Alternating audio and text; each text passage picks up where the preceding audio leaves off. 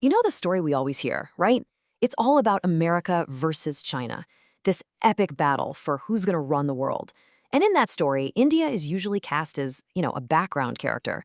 A huge country, sure, but one that's just trying to catch up. But what if that whole script is wrong? What if, behind the headlines, India is quietly running a completely different playbook, one that's about to change the entire game? I mean, really think about that for a second. We're so used to hearing words like emerging or rising power when we talk about India. But what if that's just old news? What if India isn't trying to catch up anymore because it's already playing a whole different sport, one so clever we've barely even noticed? Well, that's the massive idea we're digging into today, that India isn't just a ship being tossed around by global currents. No, it's the one conducting the whole orchestra, using its own unique strengths to build a new world order in a way that, frankly, no other country can. To really see the strategy in action, you first have to get your head around the sheer scale of it all. I mean, the numbers alone, they paint a picture of a global force that is anything but emerging.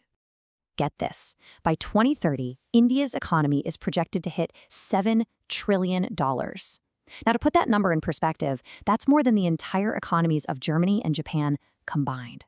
We are not just talking about a country that's growing. This is a seismic, tectonic shift in the economic center of the world. But look, a huge economy is only one part of the story. The really brilliant part, the absolute heart of this strategy, is how India deals with the rest of the world. See, it's not about choosing a side.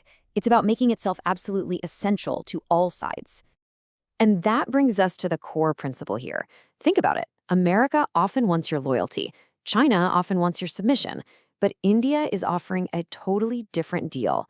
Partnership, but on our own terms. They call it strategic autonomy, and it is the master key to how they navigate the incredibly messy world of global politics. So what does that actually look like in the real world? Well, it's pretty wild. On one hand, India is a crucial part of the Quad, that security group with the US, Japan, and Australia that's pretty obviously aimed at balancing China. But then, at the exact same time, it's a founding member of BRICS, the economic club with China and Russia. In the old geopolitical textbook, that's impossible. For India, it's just business as usual. And the strategy cashes out in hard economics. When the West put sanctions on Russia after the invasion of Ukraine, India saw a deal.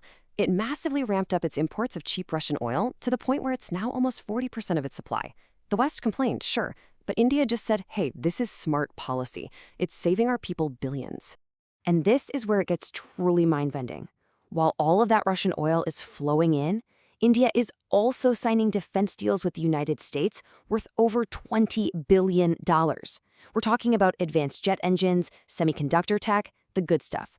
Any other country on Earth that tried to do this would be facing unbelievable pressure. Which, of course, brings us to the million-dollar question. How do they do it? How does India get away with this? Well, the answer is as simple as it is powerful. India has made itself too important to punish.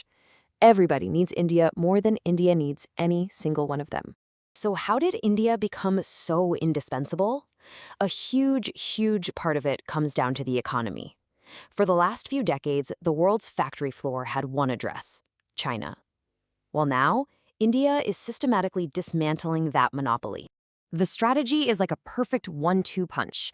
First, you lure in the manufacturing titans: Apple, Tesla, Samsung, you name it. But it doesn't end there. The second, and way more important step, is to become the new global hub for innovation, the place where Google and Microsoft want to build their next-generation AI. And the foundation for all of it? The promise that India is a reliable, democratic partner you can count on. And, I mean, when you put the two side by side for a global company, the choice becomes pretty clear. They look at India's democratic system, its strong protections for intellectual property, the widespread use of English, and that massive young workforce. These are all deep structural advantages that China just can't compete with anymore. So it's so important to get this. This isn't just about moving an assembly line to find cheaper labor. No, India is attracting the brains of the operation. The research and development labs, the designers, the innovators. This is a migration of intellectual capital. And that kind of shift is way more permanent and way more powerful.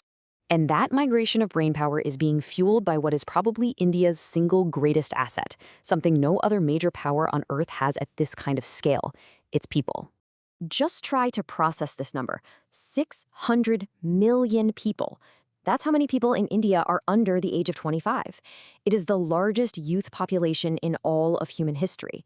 So while China, Europe, and Japan are all facing these looming crises over aging populations, India has a nearly bottomless well of human talent that's going to power its growth for decades. And we're not just talking about quantity here, we are talking about quality at scale. Look at this. Every single year, India produces more engineering graduates than the United States and all of Europe combined. Just let that sink in. This is the talent pipeline that is going to build the future of technology. And if you want to see the result of that pipeline, just look at who's running the world's biggest tech companies. Microsoft, Google, Adobe, IBM. It is not a coincidence that the people at the top are of Indian origin. This system isn't just producing talented people, it's producing world-class leaders. India is literally exporting leadership to the rest of the world. Okay, so you've got the economic muscle, you've got the demographic power, and you have this incredible diplomatic leverage. What do you do with all that? Well, if you're India, you don't just politely ask for a seat at the big table, you start redesigning the table itself. And hey, this is not just a theory. We're watching it happen. During its G20 presidency, India set its own agenda, putting the priorities of the global south front and center. It was India that successfully got the African Union a permanent seat at that table. And now it's exporting its own digital payment system as a direct challenge to the Western financial system. This is what actively shaping the world looks like. This right here, this is India's unique sales pitch to the world. It's a real alternative to that old, tired choice.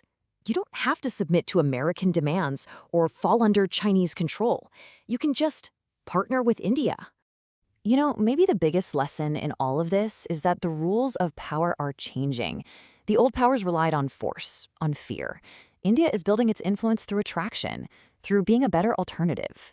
It seems to have understood that in the 21st century, you don't win by being the strongest. You win by being the partner everybody wants to have.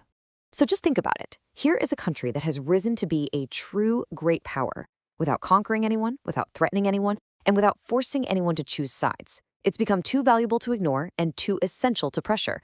It really makes you wonder, has India actually cracked the code for power in this century?